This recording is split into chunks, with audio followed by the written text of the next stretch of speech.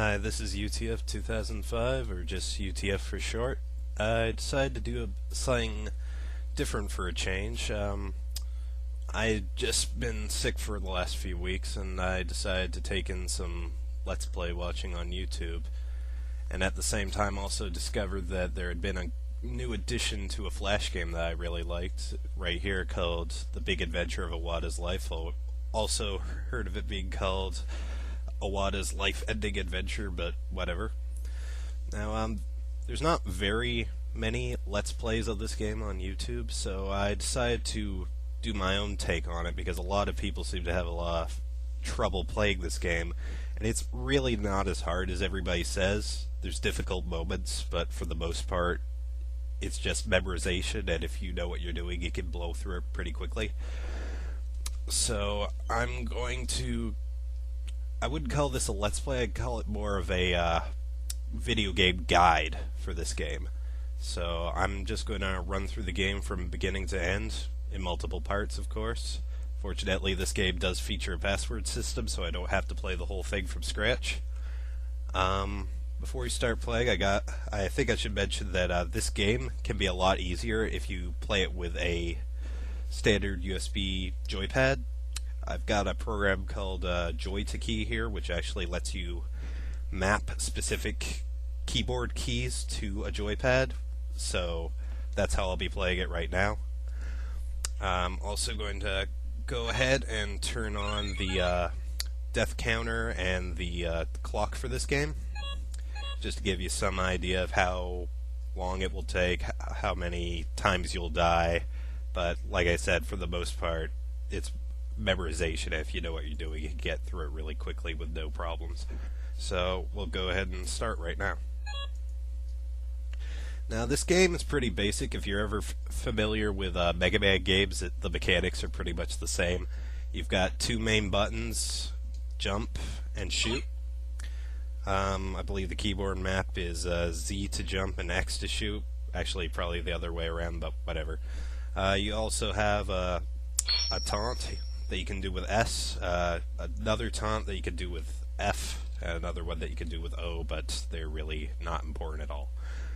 Now, before I start playing, I should mention one big thing that a lot of people don't seem to realize, is that if you hold down jump, you will jump as soon as you hit the ground, which makes a lot of the precision jumping that you'll encounter later in the game a lot easier.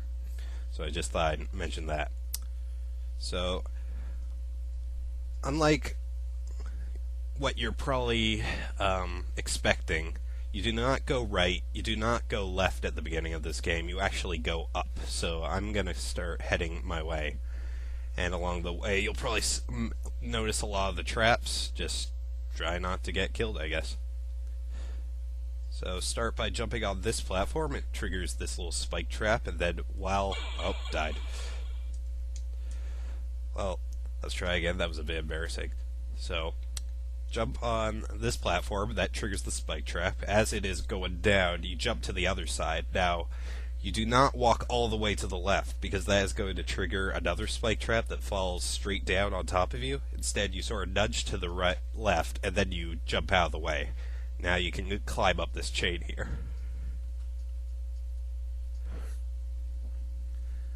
And here's our first save point. Now to save, all you do is jump into the box that says save. Nothing special, you don't have to shoot it or anything. And if you die, you'll be presented with two options. You can either retry or see the password, so take what you will from that.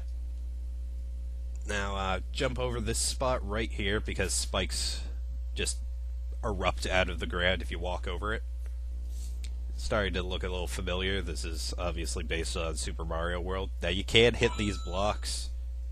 There's really no point in doing so, but if you happen to hit these brick blocks, you will instantly die.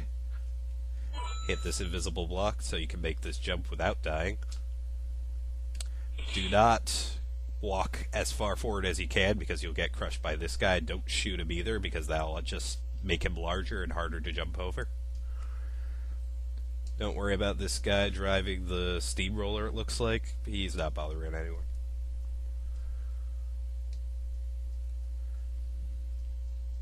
Just go over, because any of these other paths will kill you. A lot of things kill you in this game. And our next save. Now, this, in my opinion, is the most difficult part in this game. So, rather than show you all my deaths fighting this guy, I think I'll just show you the one that actually works.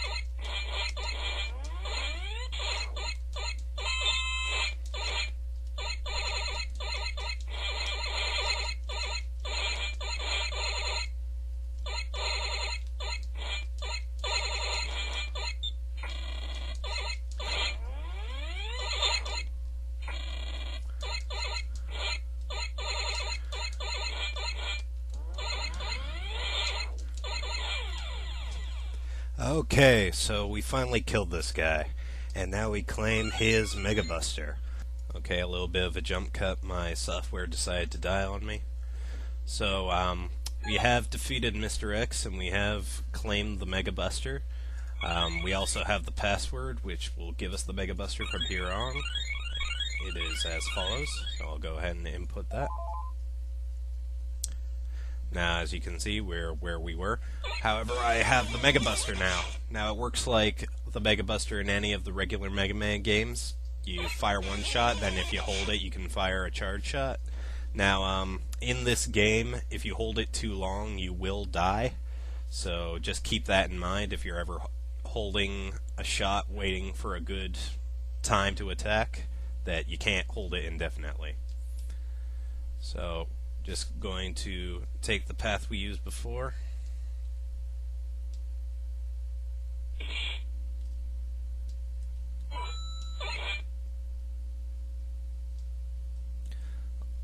Always remember that there's spikes here.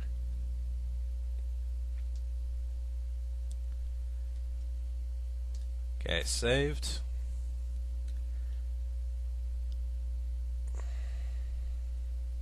And now we are back at the beginning screen of the game. Now this is the end of the first part. When we come back, we'll fight Tennyson and get the rush jet, and then on to Airman, I think. See you next time.